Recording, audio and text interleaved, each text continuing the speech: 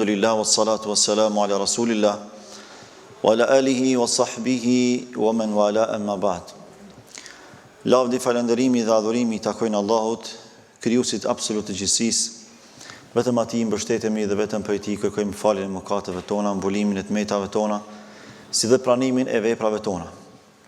Ndërkaq salavatet, selamet dhe përshëndetjet më të përzemërta dhe më të sinqerta, çdo herë dhe pa ndërprerje ja adresojmë Muhammed Mustafa alayhi salatu wassalam, familjes së tij, shokëve të tij dhe gjithë pasuesve të traditës së tij deri në ditën kur nuk do të ekzistojë më kjo gjësi.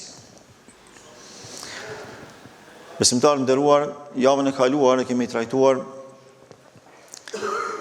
shpërnguljen e dytë që e ndërmorën muslimanët nga Meka për në Habeshe, pas rikthimit të tyre nga shpërngulja e parë në Mekë, nga lajmi i rajshëm që kishin dëgjuar se kinse banorët e Mekës ishin bërë gjithë musliman, por që realiteti dëshmoi krejtësisht të kundërtën. Andaj, pejgamberi Allahut Muhammed Mustafa sallallahu alaihi wasallam i urdhroi besimtarët, por tashmë në një grup shumë më të madh, prej 100 vetësh, që të shpërnguleshin për herë të dytë në Habeshe apo në Abisini, respektivisht në Etiopinë e sotme.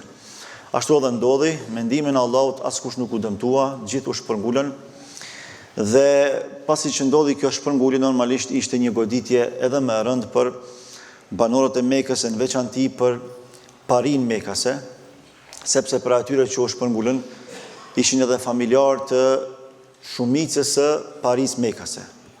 Pra kishte prej bijve të tyre, prej pasardhësve të tyre që ishin shpërngulur pasi që e kishin pranuar Islamin dhe e kishin vendosur që të largoheshin për në Habeshe.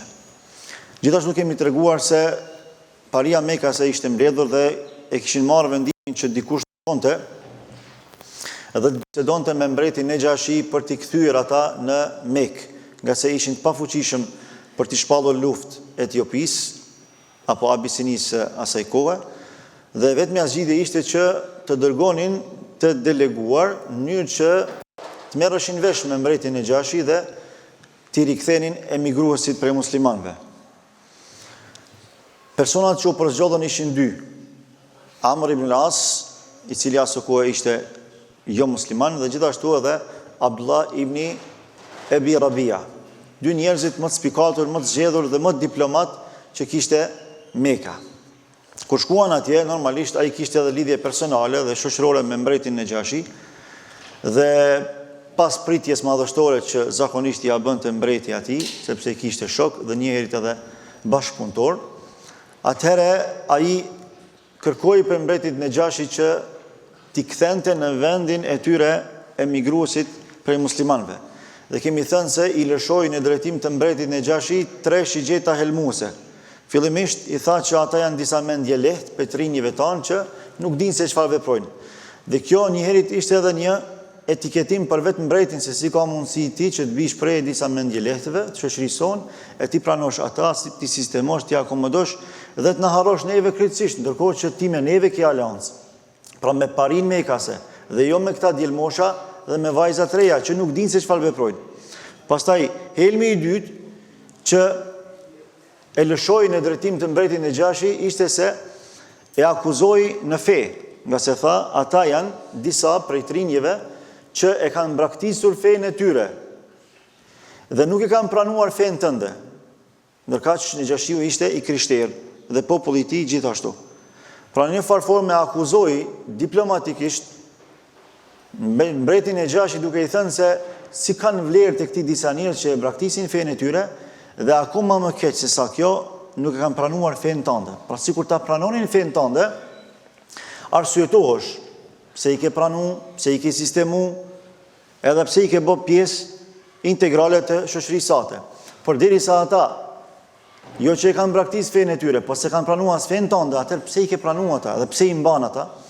Dhe helmi i tretë, dhe ky ishte edhe më i rrezikshëm se sa helmet paraprake, ishte se ai tha, këtë kërkesë nuk e ke nga unë personalisht, por kjo është kërkesa e elitës mekase, pra e atyre që ti ke marrëdhënie diplomatike me ta, dhe jo vetëm kaq, por edhe marrëdhënie ekonomike edhe tregtare.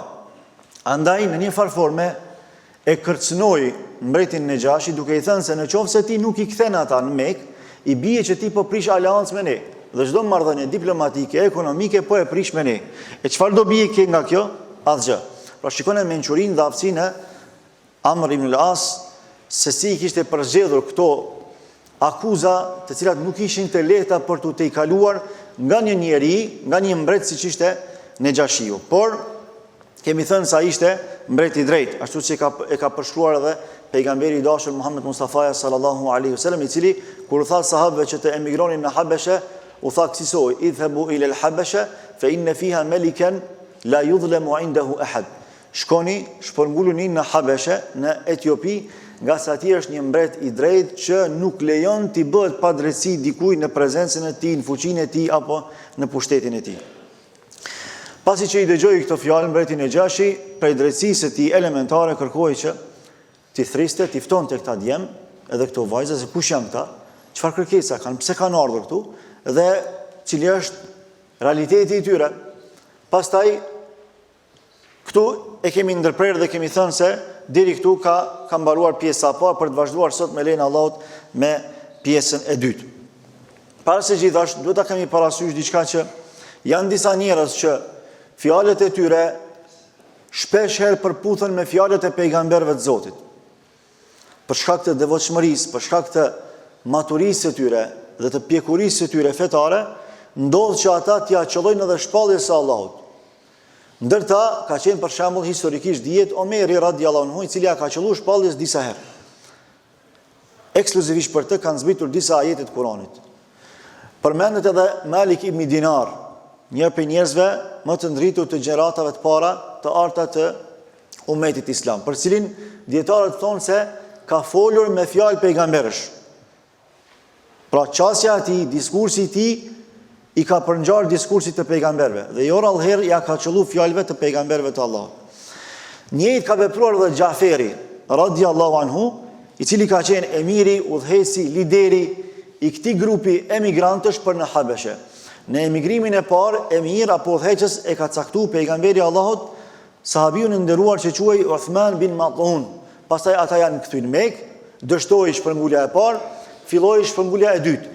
E për shpërnguljen e dytë, normalisht për shkak se ishin shumë më tepër në numër, dhe tash vështirësitë ishin shumë më të theksuara, atëherë e caktoi për emir Xhaferin radhiyallahu anhu, vëllaun e Aliut radhiyallahu anhu, djalin e Axhës së Muhammed Mustafas sallallahu alaihi wasallam, i cili e kishte pranuar Islamin pas Aliut radhiyallahu anhu. Pra pas një kohë të shkurtër, pasi që është bërë musliman, sahabiu i nderuar dhe halifja e muslimanëve Aliu radhiyallahu anhu. Xhaferi shquhej me devotshmërinë e tij, me maturinë e tij, por edhe me oratorinë e tij. Prandaj fjalët që do t'i trajtojmë ne sot, të cilat i ka thënë në praninë të mbretit Nejashi dhe të atyre që ishin përreth tij, besoni nuk ka doktor shkencë sot, sado i aftë që tjetë, që mundet me i thonë në mënyrën siç i ka thonë Xhaferi radhiyallahu anhu. Pra mënyra se si i ka përmbledh të gjitha vlerat, mënyra se si i ka përmbledh të gjitha elementet e duhura, që në njërin anë me e bind mbretin se për çfarë kauze këta janë shpërngul, për çfarë arsye, dhe në anën tjetër me e bind mbretin dhe me i zënë vend fjala e tij dhe e vërteta reale se përse këta po na kërkojnë neve dhe kush realisht është arsyeja e vërtetë që ata kërkojnë që ne të kthehemi në Mekë. Prandaj mbreti kërkoi takim të drejtë për drejtë me këtë grup muslimanësh, por pa mundësi për me i ftuar gjithë, vinë vetëm disa prej tyre, e që në krye të tyre është Xhaferi radhiyallahu anhu. Pasi që u vjen lajmi nga ushtarët e mbretit se ju do të dilni para mbretit dhe do të tregoni se përse keni ardhur, cilat janë arsyet tuaja, cilat është agenda juaj, çfarë kauze keni ju. Atëherë filluan me diskutu sahabët me Xhaferin radhiyallahu anhu dhe i thanë: "Çfarë do t'i themi ne tani mbretit, sepse çështja kishte shkuar tash në instancat më të larta. Vetëm ta përfytyrojmë sa më realisht çështjen. Po bëhet fjalë për një grup të dobëtish për muslimanëve që janë shpërngulur në një vend krejtësisht tjetër. Edhe çështja tash kishte marrë përmasa të mëdha, madje përmasa politike saqë ka arrit deri tek mbreti. Vetëm me paramendu, nëse ne do të ishim emigrant në një vend që nuk kanë bënë fare me ne, as për nga etnia, as për nga feja, as për nga gjua dhe kultura, edhe ne me qenë një pakice e vogël për 100 vetësh, edhe krejt vendi me diskutu çështjen tonë për shkak se ka ardhur një prej elitarëve të vendit tonë, edhe po kërkon me ngulm që ne me u kthyn vendin tonë, madje edhe po akuzon me akuza të rënda. Si do të ishim dine, shumë të friksuar. Edhe sahabët janë ditë friksuar në ato momente, edhe i thonë Xhaferit, çfarë do t'i themi tani ne atij? Si do t'i përgjigjemi atij? Xhaferi radhiyallahu anhu tha, do t'i përgjigjemi me atë që na ka mësuar pejgamberi i Allahut, Muhammed Mustafa sallallahu alaihi wasallam.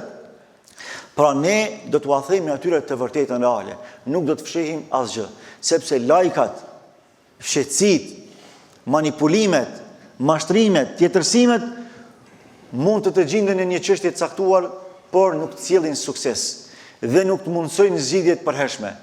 E vetmja gjë që na mundson zgjidhje të përhershme dhe sukses real është e vërteta, e sinqerta. Prandaj pejgamberi Allahut Muhammed Mustafa sallallahu alaihi wasallam na ka mësuar në një hadith madhështor, duke thënë se e vërteta, e sinqerta e folur shpihen në mirësi, e mirësia shpihen në xhenet. Andaj kushdo që vazhdimisht e thot të sinqertën dhe të vërtetën, shkruhet tek Allahu si i sinqert. Dhe nuk ka mirësi më të madhe se sa të shkruash tek Allahu si njeri i sinqert. Sikur se thot, ai që gënjen, gënjeshtra shpihen në shturje, shturja shpihen në zjarr xhenemit. Dhe nëse vazhdon robi e gënjen, thot gjëra që nuk janë të vërteta, shkruhet tek Allahu gënjeshtar dhe vaj halli për atë njeri që shkruhet tek Allahu gënjeshtar. Prandaj erdhi në prani të mbretit Nejashi, Xhaferi radhiyallahu anhu me disa prej shokëve të tij dhe i tha kësaj mbreti: "Ma hadha ad-din alladhi ji'tum bihi tatharaqtum bihi qaumakum lam tadkhulu fi dini wala fi dini ahadin min al-umam as-sabiqa." Si është çështja juaj? Çfarë është kjo fe që ju erdhët me të, duke aluduar në Islamin, me të cilin ju e përçat popullin tuaj, sepse kështu kishte dëgjuar prej Amr ibn al-As. Lam tadkhulu fi dini, nuk hyt në fen time, wala fi dini ahadin min al-umam as-sabiqa, dhe as në njërin prej feve të kaluara, të mëhershme. Pra me çfarë keni ardhur ju? Xhaferi radhiyallahu anhu u përgjigj kësaj. Do të mundohem që ta sqaroj fjalë për fjalë, sepse është shumë e rëndësishme. Ayuha al-malik, o mbret, kunna qauman ahla jahiliye, ne ishim një popull ignorant, kemi jetuar në jahiliet.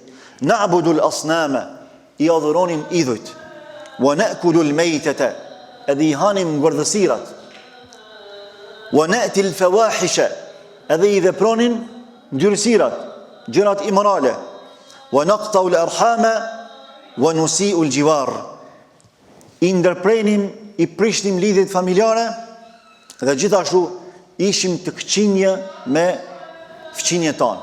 Pra nuk ishim të mirë me fëqinjet tanë. Wa ya'kulu al-qawiyyu minna ad-da'if, edhe i forti prej nesh e hante të dobtin prej nesh. Pra e sudonte ata, i bënte padrejti atij vetëm se ishte i dobët. Hatta ba'atha Allahu ilejna rasulan, derisa Allahu e dërgoi tek ne të dërguarin, minna prej nesh, nga mesyn, nga gjiryn, na'rifu nasabahu wa sidqahu wa amanatahu wa afafahu, të cilit i adim mirë edhe për prejardhjen, pra origjinën, gjenealogjinë e tij, edhe sinqeritetin e tij, edhe besnikrinë e tij, por edhe ndershmërinë e tij. I ka përmend 4 cilësi kryesore që duhet t'i ketë një njeri i devotshëm, e para se gjitha është një pejgamber. Tha, ne e dim shumë mirë se kush është ai, pra nuk është njeri i panjohur për ne, Muhamedi. E dim shumë mirë i biri kujt është. E dim shumë mirë se në çfarë mënyre ka ardhur, pra nuk ka ardhur në mënyrë jo legjitime. Nuk ka qenë fëmijë jo legjitim, që ka ardhur nga një proces i pamoralshëm, por që ka ardhur me martesë të ndershme dhe të moralshme.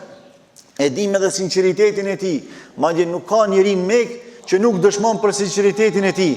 E dim edhe besnikrinë e tij, se si e mban fjalën ku jep, dhe se si nuk e thën premtimin, por çdo herë mban. Por e dim edhe ndershmërinë e tij, njeriu që nuk njeh historia e njerëzimit më të ndershëm se sa ai. Prandaj Amr ibn al-As, edhe pse kishte ardhur me akuza shumë të rënda në raport me Muhammed Mustafa dhe sahabët pasues të tij, nuk kishte mundësi që t'i demantonte këto fjalë. Nuk reagoi, nuk tha se nuk janë të vërteta këto. Sepse e din mirë se gjitha këto fjalë ishin të vërteta. Kjo në njërën anë. Në anën tjetër, gjatë periudhës mekase nuk ka pas hipokrizi, ka pas mohim, ka pas kufër, ka pas shirk. Pra ka pas mohim të tërësishëm, apo mohim të pjesërishëm, besim të përzirë me idhujtari. Por nuk ka pas hipokrizi, dyftyrsi. S'ja ka leju burnia e idhujtarit Mekës me gënjy. S'ja ka leju burnia arabe me mohun një të vërtet, apo me tjetërsu atë. Sepse ka konsideru si humbje të burnisë vetë. Pastaj ka vazhdu dhe ka thonë, sahabi i nderuar kësaj. Feda'ana ila Allahi linuwahhidahu. Andaj kur erdhi ky i dërguar që ne i njohim shumë mirë dhe vlerat e tij, ai na thiri që ta njësojmë Allahun e Madhrishëm. Kjo është thirrja e tij. Ai ka ardhur me na thonë që na duhet me adhuru vetëm një Zot, me i besu vetëm një Zoti, sepse vetëm një Zot ekziston. Wa amarana bisidqi alhadith, na ka urdhëruar që të jemi të sinqert në fjalë. Wa ada'i al-amana, që ta mbajmë emanetin, ta mbajmë premtimin. Wa silati ar-rahim, të ruajmë lidhjet familjare. Wa husni al-jiwar, edhe të tregojmë fëmijësi të bukur, fëmijësi të mirë. Wal kaffi anil maharimi wad dima, dhe na kanë ndaluar që t'i shkelim haramet e Zotit, pra shejtëritë e Zotit, kufitë e Zotit, dhe njëherët edhe të derdhim gjakun e njerëzve padrejtisht. Wa nahana an mali al-yatim, na kanë ndaluar që të hajmë pasurinë e jetimit. Wa qadhfi al-muhsanat, edhe na kanë ndaluar që të shpifim për gratë e ndershme, gjë që ka qenë dukuri e përhapur në Mekë. Wa amarana an na'budu Allaha wahdahu, dhe na ka urdhëruar që ta adhurojmë vetëm Allahun dhe asnjë tjetër përpos tij. Wala nushrika bihi shay'a, dhe që të mos i bëjmë atij shirk në adhurim askë dhe asgjë. Wa amarana bis salati waz zakati was siyam, dhe na ka urdhëruar me namaz, me zakat dhe me agjërim. Këtu është fjala për namazin, zakatin dhe agjërimin e përgjithshëm, kur akoma nuk ka qenë obligim, nga se namazi, zakati, agjërimi janë bërë obligim në periudhën medinase. Ndërkaq në kohën mekase kanë qenë ekzistente, janë vepru, por kanë qenë në nivelin vullnetar dhe jo obligativ. Prandaj ka përmend si vlerë, ajo që na ka ftuar neve është që ta adhurojmë Allahun përmes namazit, përmes zakatit dhe përmes agjërimit. Fa ada alejna qaumuna, dhe për këtë arsye janë ngritur për të na armiqsuar populli ynë. Wa fatanuna an dinina liyarudduna ila ibadati al-awthan. Edhe na kanë sprovuar në fen ton, duke na bërë cytje që ne ta braktisim fen ton, duke shpifur për fen ton, duke na bërë presion të tmerrshëm që ne ta braktisim fen e Allahut Madhrishëm, dhe duke synuar që të na kthejnë në idhujtari. Wa an nastahilla ma kunna nastahillu min al-khaba'ith, dhe na obligonin që t'i bëjmë halal haramet, që t'i lejojmë gjërat e liga, dukurit destruktive në shoqëni. Falamma qaharuna wa zalamuna wa dayyqu alayna wa halu baynana wa bayna dinina kharajna ila biladik.